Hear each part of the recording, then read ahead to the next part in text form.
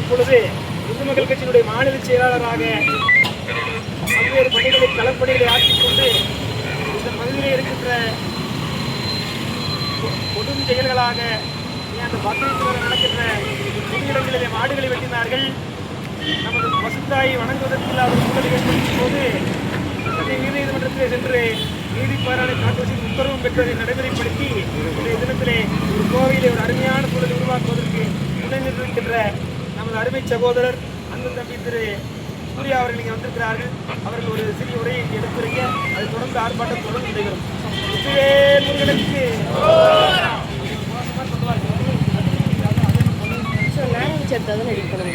வாழ்க வாழ்க வாழ்கவே, வாழ்க வாழ்க வாழ்கவே, நமச்சிவாயம் வாழ்கவே, நமச்சிவாயம் வாழ்கவே, வெல்க வெல்க வெல்கவே, வெல்க வெல்க வெல்கவே, நாதன்கால் வெல்கவே, நாதன்கால் வெல்கவே, நந்தி கொடி வாழ்கவே, நந்தி கொடி வாழ்கவே, நமச்சிவாயம் வெல்கவே, நமச்சிவாயம் வெல்கவே, நமச்சிவாயம் வெல்கவே, நமச்சிவாயம் வெல்கவே, சிவசெங்கோல் வெல்கவே, சிவசெங்கோல் வெல்கவே, நமச்சிவாயம் வெல்கவே, நமச்சிவாயம் வெல்கவே, வாழ்க வாழ்க வாழ்கவே, வாழ்க வாழ்க வாழ்கவே, பாரதத்தாய் வாழ்கவே, பாரதத்தாய் வாழ்கவே, வெல்க வெல்க வெல்கவே, வெல்க வெல்க வெல்கவே, நாதன்கால் வெல்கவே, நாதன்கால் வெல்கவே, நமச்சிவாயம் வெல்கவே, நமச்சிவாயம் வெல்கவே, நந்தி கொடி வெல்கவே, நந்தி கொடி வெல்கவே, சிவசெங்கோல் வெல்கவே, சிவசெங்கோல் வெல்கவே, நமச்சிவாயம் வெல்கவே, நமச்சிவாயம் வெல்கவே.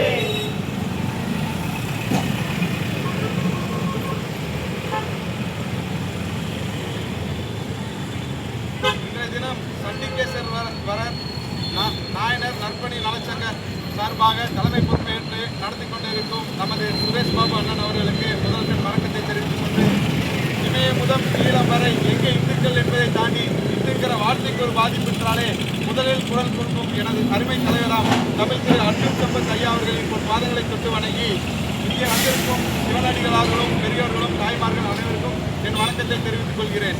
இந்த ஆர்ப்பாட்டம் எதுக்குன்னு பார்த்தீங்கன்னா சரவணம்பட்டியில் ரத்னகிரீஸ்வரர் கோயில் இது குமரக்கடவுள் கோயிலில் வந்து தொடர்ந்து ஊழல்கள் நடக்குதுன்னு சொல்லி இது மூலியமா கோர்ட்டுக்கு நம்ம அண்ணன் சுரேஷ் பாபு அவர்கள் கோர்ட்டுக்கு போய் உத்தரவு வாங்கி இதோட கணக்கு காட்டணும், உழவர் பணிகள் சண்முகி அவரும் போயிருக்காரு, அவரோட கணக்கு காட்டணும்னு சொல்லி ஒரு உத்தரவு வாங்கி அதற்காக ஒரு மாத காலமாக தொடர்ந்து சென்னை உயர்நீதிமன்றத்தில் போராடி வழக்கு தொடர்ந்து வெற்றி பெற்று அதோட கணக்கு காட்டணும்னு சொல்லியும் அறநிலைத்துறையில் இருக்கும் இங்கே இருக்க சில அதிகாரிகள் இணை ஆணையராக இருக்கட்டும், அந்த கோயில் நிர்வாகத்தில் இருக்கும் அறநிலைத்துறை அதிகாரிகள் அந்த கணக்கு கேட்க போன சில கோயில் ஊழியர்களையும் அந்த பூசாரி அவர் ஸ்ரீகாந்த் அவர் மீதும் பழிவாங்கும் நோக்கத்துடன் நீ வந்து எங்ககிட்ட கணக்கு கேட்கிறேன் அப்படின்னு சொல்லி ஒரு உயர்நீதிமன்ற தீர்ப்பையும் அமல்படுத்தாமல் அதை மதிக்காமல் அவமதிக்கும் செயலா இவர் மீது ஒரு திருட்டு பட்டங்கள் சூட்டும் விதமாக வந்து தொடர்ந்து செயல்பட்டு கொண்டிருக்கிறார்.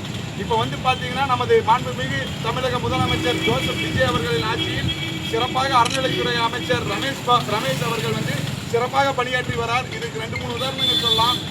நம்ம திருச்செந்தூர் முருகன் கோயிலில் வரிசையில் போய் நின்று கள ஆய்வு பண்ணி அங்கே நடக்கிற பக்தர்களுக்கு நடக்கிற அநியாயத்தையும் பணம் கொடுக்கும் செயலையும் கண்டுபிடிச்சிருக்காரு. இந்த மாதிரி பல்வேறு செயல்களை செஞ்சு கொண்டு இருக்காரு. அந்த மாதிரி இருக்கும் போது தமிழக அமைச்சரவையில் இருக்கும் அறநிலைத்துறை இதில் கண்ட்ரோல் இருக்கும் போது இந்த மாதிரி ஒரு செயலில் ஈடுபடும் நம்ம சரவணம்பட்டி இந்த ரத்னகிரீஸ்வரர் கோயிலில் இருக்கும் சில ஊழியர்கள் இந்த மாதிரி செய்கிறாங்க. கேட்டால் அவங்க அறநிலைத்துறைன்னு சொல்லி HRS சொல்லி எங்களை எப்படி கேள்வி கேட்க முடியுங்கிறாங்க. இதை நாங்கள் இதோட விட போகிறதில்லை. மாண்புமிகு அறநிலைத்துறை அமைச்சர் ரமேஷ் அவர்களுக்கு கடிதம் அனுப்ப போகிறோம். இவர் இணை ஆணையர் பேரும் ரமேஷ் தான். அவர் மீது நடவடிக்கை எடுக்கணும். நடவடிக்கை எடுக்காத பட்சத்துக்கு நாங்கள் நீதிமன்றத்தில் போய் இது உத்தரவு வாங்கி வந்தோம். இந்த உத்தரவு அமல்படுத்த மாட்டேங்கிறாங்க. அமல்படுத்தாத பட்சத்தில் இந்து மக்கள் கட்சி இவர்களுக்கு உறுதுணையாக இருந்து பல்வேறு போராட்டங்களை மக்களோடு இணைத்து நடத்துவோம் சொல்லி இந்த வாயிலாக தெரிவித்துக் கொள்கிறோம்.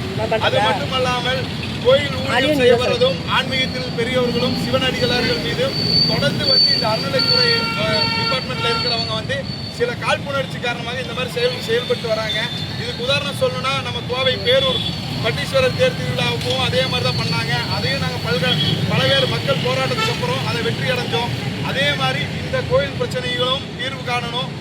களப்பணியில் இருக்கிற இவங்க கேட்குற இதுக்கான கணக்குகள் வந்து காட்டணும். காட்டப்படாத வண்ணத்தில் நாங்கள் மீண்டும் வந்து இந்து மக்கள் கட்சி மக்களை எல்லாம் திரட்டி பல்வேறு போராட்டங்கள் நடத்துவோம்னு சொல்லி இதன் வாயில் வாயிலாக தெரிவித்துக் கொள்கிறோம். இந்த ஆர்ப்பாட்டத்தை சிறப்பாக ஏற்பாடு செஞ்சிருக்கும் நம்ம சுரேஷ் பாபு அண்ணன் அவர்களுக்கும், அதுக்கப்புறம் நம்ம சிவனடிகளுக்கும், நம் தாய்மார்களுக்கும், பெரியவர்களுக்கும் எல்லாருக்கும் எனது வாழ்த்து கலந்த பாராட்டுகளை தெரிவித்துக் கொள்கிறேன். இதோட இன்னும் அடுத்த கட்டமாக சில பெரியவர்கள் பேசுவார்கள்.